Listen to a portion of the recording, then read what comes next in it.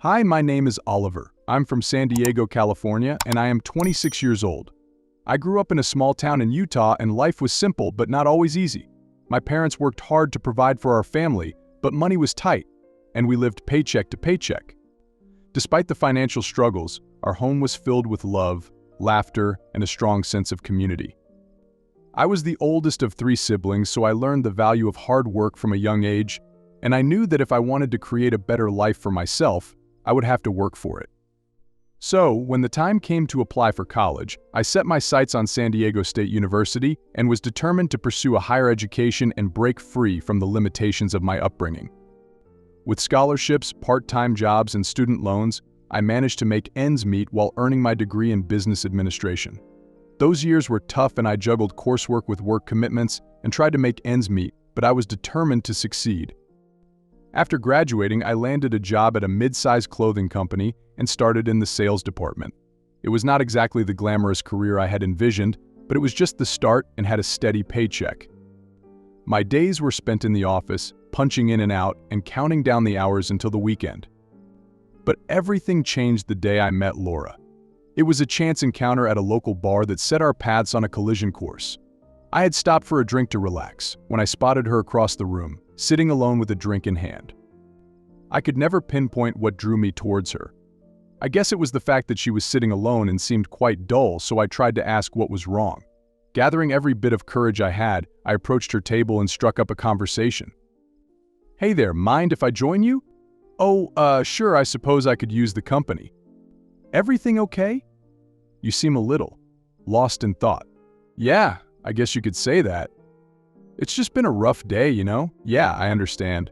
"Want to talk about it?" "Sure, why not? It wouldn't hurt, right?" We ended up talking for hours, sharing stories, laughter, and a few drinks along the way. By the time the bar closed, I knew I didn't want the night to end. "Listen, I know this might be a bit forward, but would you like to grab dinner with me sometime?" "I would like that." "Yeah, let's do it." There was a spark between us, an undeniable connection that left me eager to see her again. Our first date was a simple dinner at a cozy Italian restaurant, where we laughed, shared stories, and got to know each other on a deeper level. From that moment on, we were inseparable.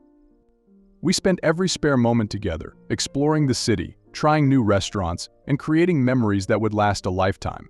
Our relationship blossomed into a whirlwind romance, and we supported each other through the ups and downs of life, celebrating each other's successes and comforting each other in times of need.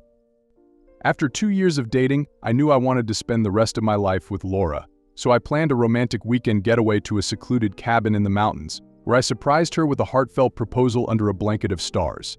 Tears welled up in her eyes as she said yes, and in that moment, I knew my life would never be the same. Our wedding was a small event, surrounded by family and friends who had witnessed our journey from the beginning.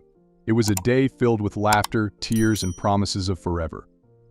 As we exchanged vows, I felt a sense of gratitude and excitement for the future we would build together. In those early days of marriage, life was pure bliss. Laura was everything I had ever dreamed of and more. We settled into our new life together and navigated the challenges of merging our lives and building a future as a team. Now, Laura's father, Sean, was a different story. He was a powerful businessman who owned a leading footwear company. I had heard stories about him long before I met Laura. People said he was tough but fair and was a real shark in the business world. I was a bit intimidated at first, but Sean had this way of making one feel at ease. He used to invite us over for dinner often, and we used to talk about everything under the sun. Over time, I think he saw something in me that I didn't even see in myself. Then one day, out of the blue, Sean asked me to join his company. He said he liked my ideas and thought I could bring a fresh perspective to his team. I was over the moon thinking a sales department guy, like me, could work for one of the biggest names in the industry. It felt surreal, but Laura encouraged me to take the leap, and with her support I did. "Hey Oliver, got a minute?" "Of course, Sean. What's up?" "I have been thinking a lot about some of the ideas you have shared with me at family dinners and gatherings. I really like your perspective and the way you approach problems. I think you could bring a fresh perspective to my team at the company." Sean, I don't know what to say. This is incredible. "You don't have to decide right now. If you want, you can take some time, but I see potential in you, Oliver. I believe you could really make a difference here." I mean, this is such a good opportunity. I wouldn't miss it for the world. I'm in. I would love to join your company." "That's great to hear, Oliver. Welcome to the team. I'm looking forward to seeing what you will bring to the table." Now working under Sean was like getting a masterclass in business every single day. He was sharp, ethical, and always 2 steps ahead. I soaked up everything he taught me and worked hard to prove myself. Sean was demanding but fair, and I respected him immensely for that. And then one evening, he called me into his office. He had this serious look on his face, and I could not help but feel a bit nervous, and then he dropped this bomb on me. "Oliver, thanks for coming in." "Sure, Sean. What's up?" "I have been doing a lot of thinking about the future of the company, and you know I have always considered you part of the family, but recently I have been seeing you as more than just my son-in-law. Your work, your ethics, and your vision for the company. It has all impressed me immensely." "I appreciate that, Sean. It means a lot coming from you. What I'm about to say is something I have thought long and hard about. I want you to be the heir of this company. When I step down, I want you to take over the company. You want me to." "What?" "I know it's a lot to take in, but I believe you are the right person for the job. You have the potential to lead this company into the future, to innovate and grow it in ways I can't. You have shown me that you are more than capable." "Sean, I don't know what to say. This is unbelievable. I'm honored, but are you sure about this? I mean, I have only been here for a short time compared to others." "That's exactly why I'm sure. I'm incredibly honored, Sean, and I will do everything I can to live up to your expectations. But I have to ask, what about the other senior staff? Won't they be surprised by this decision?" "They will be, no doubt. But I have confidence that they will see what I see in you, and I will make sure they understand why this decision is best for the company. Besides, you have already earned their respect with your work." "All right, I will do it. I will take on this responsibility. Thank you for believing in me." I was speechless. I knew Sean had confidence in me, but this was on another level, and it was a huge responsibility, and honestly, it scared me a little. But I was also incredibly honored. As the news spread a bit, there were plenty of people who could not believe Sean was entrusting his empire to a guy who started in sales, but I was determined to prove them wrong. I worked harder than ever and poured my heart and soul into the company. I knew I had big shoes to fill, but I was ready to step up to the challenge. Now it had been almost 2 years into my new role at Sean's company, and I was feeling pretty good about things. I had settled into my position long before and had started making my mark, but then came my first major challenge. The company was in the final stages of acquiring this promising startup that specialized in a new line of footwear and sports gear. It was a big deal and was seen as a strategic move to expand our market reach. Everyone was buzzing about it, but Sean, with his usual foresight, had his reservations. He had heard rumblings about the internal dynamics at the startup and suspected there might be issues that could mess up the integration. He asked me to dig into it, without letting anyone know, and that is what I did. This was not just any acquisition, it was a high-stakes move that could either lead us forward or set us back big time. And so I started by setting up meetings with the key players at the startup. There was a lot of excitement on their end, but I couldn't shake the feeling that something was off. I noticed a bit of tension in their boardroom, some sidelong glances, and hesitant responses. One day I was having coffee with their CFO, Jenny, and was trying to get a better sense of their finances. We were chatting about their growth projections when she let slip, almost accidentally, that they'd had a couple of major resignations recently, which was a big red flag. I pressed her gently, and she eventually admitted there were some internal conflicts. Apparently some employees were a bit tyrant, and it was causing friction among the team. Not exactly the kind of smooth sailing you want when you are trying to integrate a new company. Now with this information, I went back to Sean and I told him the gist of it. I also proposed that we include a clause in the acquisition agreement that would allow us to step in and mediate if internal conflicts threatened the integration. But Sean had something else planned in his mind. "Oliver, I have been giving a lot of thought to our upcoming acquisition. It's a strategic move for us, but we cannot proceed without knowing everything in detail. But how would we do that? I have decided it all. All I need is someone I can trust to understand the inner workings and report back to me honestly. So, what's the plan? I want you to work undercover at the startup for a while. You will join as an entry-level employee, and only the manager will know your true identity. This way, you can observe the company's operations from the inside and identify any potential problems without bias." Undercover? That's quite a challenge. I know it's a lot to ask, but you are the only one I trust with this. You have shown you can handle tough situations and keep your integrity intact. This assignment is crucial for our future. Okay, I will do it. But what exactly will I be looking for? Focus on the company culture, identify any inefficiencies, and gather as much information as you can about their internal dynamics. We need to ensure a smooth integration into our company. Got it.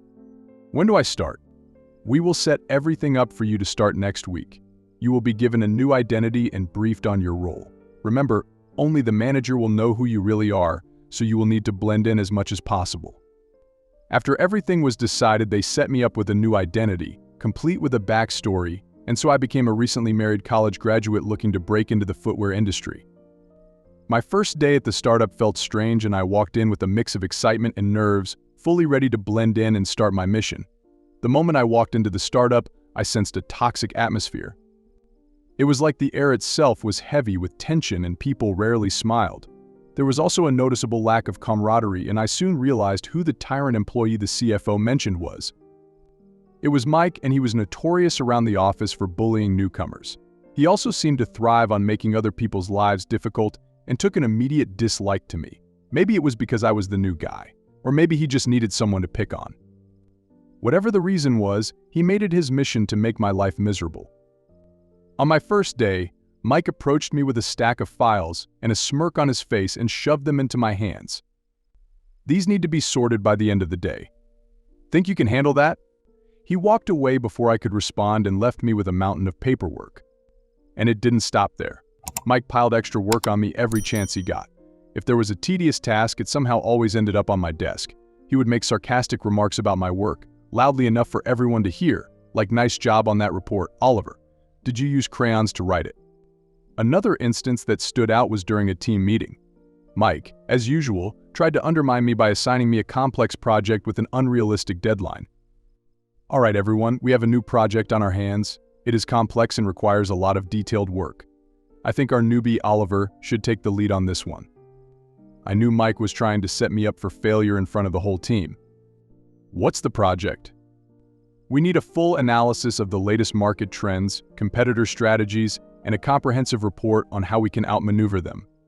Oh, and I need it by the end of next week. So I think you have, 2 days?" Everyone knew that the task Mike had just outlined was enormous and the deadline unrealistic. It was a setup. "Sure, I will take it. I will get started right away." "You do realize how much work this involves, right, Oliver? I wouldn't want you to feel overwhelmed."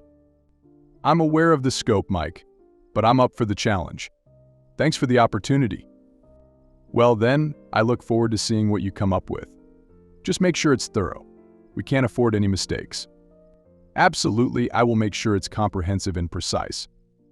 It was tough, but I finished the analysis and handed it in on time.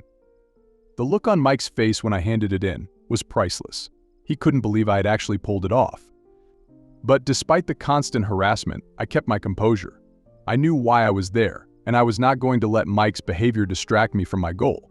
I needed to understand the company's inner workings, identify inefficiencies, and gather crucial information to report back to Sean. I took notes on everything and noticed that the toxic atmosphere was not just because of Mike, it was a broader issue with the company culture. There was a severe lack of communication from the top down.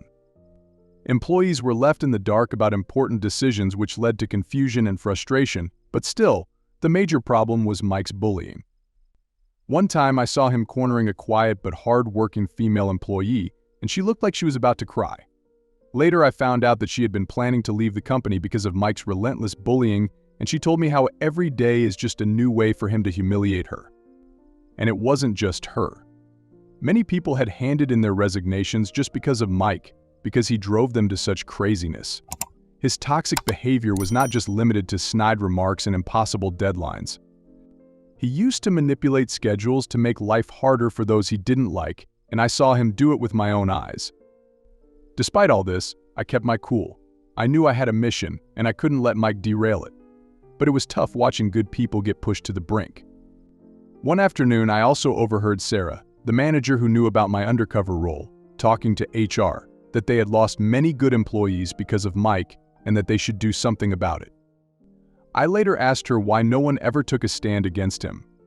Hey Sarah, can we talk for a minute? Sure, what happened? It's about Mike. I have noticed how he bullies everyone, and I can't understand why no one stands up to him. Why does he get away with it? I figured this might come up. It's complicated, Oliver. Complicated how? Mike is related to the CEO. He is the CEO's nephew. That is why everyone is afraid to speak up against him. They know the kind of backlash they could face. So, because he is the CEO's nephew, he thinks he can get away with anything? Pretty much. He has been here for years, and whenever someone tries to stand up to him or report his behavior, it gets swept under the rug. The CEO protects him. That's unbelievable. No wonder everyone's so demoralized. It's a tough situation. People have tried to push back, but they always end up facing the consequences. Some have been demoted, others have been let go. It's a toxic cycle. Mike's actions were increasing day by day, and there was no stopping him. No matter how much I tried to ignore him and not cause any trouble, he found a way to get under my skin and constantly picked on me. But little did he know that I was going to be his boss in a couple of days, and I showed no mercy to anyone. Then, one Friday afternoon, when Mike invited everyone to a cookout at his new house, he especially took the trouble to come up to me and invite me along with Laura, by saying that he would really like to see me there and would like to put everything in the past and form a special bond. At first I thought Mike was offering an olive branch, but then by the look on his face, I could tell that Mike had something up his sleeve. He was probably planning to embarrass me in front of his family and colleagues. But I was not about to back down. I had a plan of my own. I had built a good rapport with Sarah, the manager who knew about my whole undercover thing. She knew my real identity and why I was there, and so after Mike's announcement, I found a moment to pull her aside and plan ahead. I need to talk to you about something. Mike invited me to his place for a cookout this Friday. Mike invited you? That's unexpected. Do you think he is up to something? Definitely. I have a feeling he is planning to embarrass me in front of everyone. It's classic Mike. That sounds about right. So, what's your plan? I'm going to use this opportunity to reveal my true identity and put Mike in his place. But I need your help to make it work. Revealing your identity? That's a bold move, Oliver. How do you plan to do it? Well, I will play along with Mike's games until the right moment. Then I will reveal who I really am and explain why I'm here. It should make it clear to everyone, including Mike, that his behavior won't be tolerated anymore. It could work. But timing will be crucial. You need to make sure you have everyone's attention and that the impact is strong enough to make a lasting impression. Exactly. That's why I need you to be there too. You know the dynamics and can support me when I make the announcement. Plus, having you there will lend credibility to what I say. I will be there. This might be just what we need to finally shake things up. But be careful, Oliver. Mike won't take this lightly. I know, but it's time someone stood up to him. This could be the turning point for the company. All right, let's do this. I will make sure to keep an eye on things and step in if needed. We will make sure Mike's games end here. Thanks, Sarah. I appreciate your support. Together, we will make this work. The next day, I arrived at Mike's house and I was feeling a bit nervous, but I knew Mike would pull off something, so I was excited to snap back. Also, my work at the startup was practically done, and in some time it would be taken over by Sean's company, so I had no problem in revealing my identity. His backyard was bustling with colleagues and their families. There was a grill sizzling with burgers and hot dogs, kids running around, and people chatting in small groups. I could see Mike in the distance, and as soon as he saw me, he came over to me. Well, if it isn't our newest team member and his lovely wife. Welcome, Oliver. Hope you don't mind, but we are not quite done eating yet. You know I invited you for the scraps, right? I felt Laura's hand tighten around mine, sensing the insult, but I forced a smile. Thanks for the invite, Mike. We are happy to be here. I'm sure you are. Just make yourselves comfortable.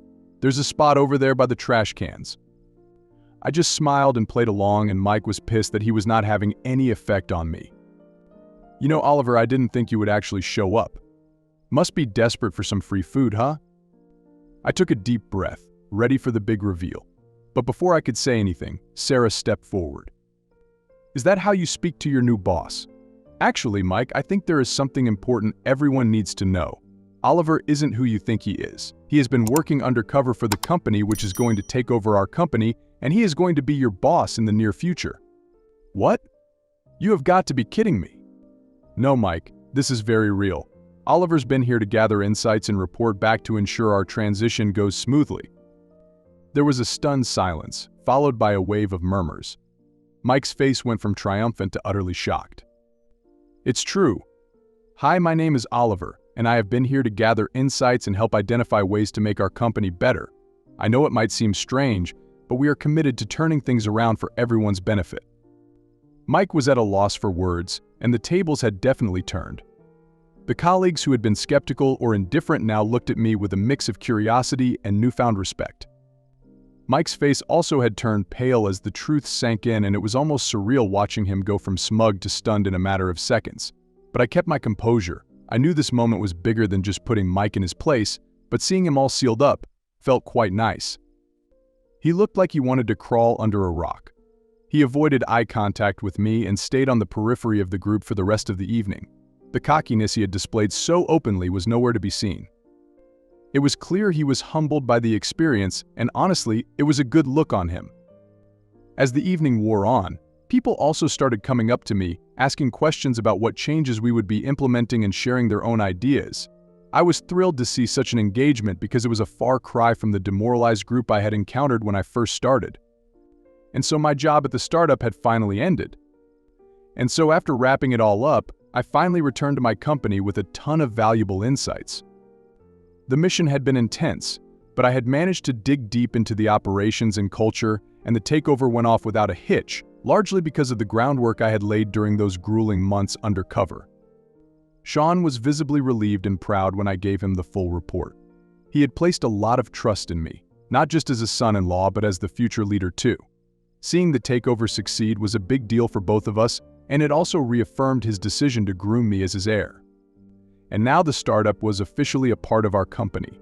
It was a win for the company, a win for Sean, and a huge personal victory for me. One of the major points in my report was about Mike, who made my time at the startup hell. Mike's toxic behavior was not just annoying, it was a serious problem that affected the entire team's morale and productivity. He had a habit of undermining his colleagues, piling extra work on newcomers, and generally making the workplace a chaotic mess. Sean and I sat down to discuss Mike's fate, and I decided it was time to pay him back for all the things he had put me through all these months, plus we just could not keep someone like that around. He was a major liability, and Sean agreed with me wholeheartedly. He had been a thorn in my side from day one, and it was clear he was part of the bigger mess we needed to clean up, so we made the decision to let him go. I remember the day we called Mike into the office. His face was twisted into a scowl as he walked in, clearly expecting something but not this. We need to talk. This better be good. Mike, we have received numerous complaints about your behavior at the company. We have gathered evidence of your bullying, harassment, and overall toxic conduct. Evidence? What evidence? This is a setup. We have statements from multiple employees, recordings of your interactions, and documented instances of your behavior. It's all in there. Plus, let's not forget what you put me through in the previous months. This is trash. You can't fire me. My uncle is the CEO. Sadly, no more. I think you're forgetting that our company has taken over, and I'm sorry, but even your uncle can't save you now. We have already spoken with him, and he agrees that your actions have been damaging to the company. You spoke to my uncle? And he agreed to this? Yes, he understands that we need to move forward with a team that supports each other and aligns with the company's goals. And your actions and misconduct have had serious repercussions, Mike. We can't allow this to continue. You can't do this. I have been with this company for years. I have done more for this place than any of you. Do you think you can just waltz in here and ruin everything? No, Mike. This is my company now, and you are my employee, and your behavior is incompatible with my vision, so this is over. This isn't over. I will make sure you regret this. He pointed at me and stood to go. Threats won't change the decision, Mike. Your contract is terminated, and this is effective immediately. Security will escort you out. Mike's fury was palpable, but he knew he was outnumbered. He glared at us one last time before storming out of the room and slamming the door behind him. He deserved it, plain and simple. His behavior had no place in a company that we were working hard to improve. Firing him sent a strong message to the rest of the team that we valued respect, collaboration, and integrity. The days that followed Mike's departure were noticeably better. The employees also seemed relieved, and there was a marked improvement in morale. People were more open and more willing to collaborate, and the toxic cloud that Mike had cast over the office was finally lifting. In the end, the acquisition was a success, not just in terms of business but in building a culture that valued every employee, and that, to me, was the real victory. Plus, showing Mike his place had me feeling way too good.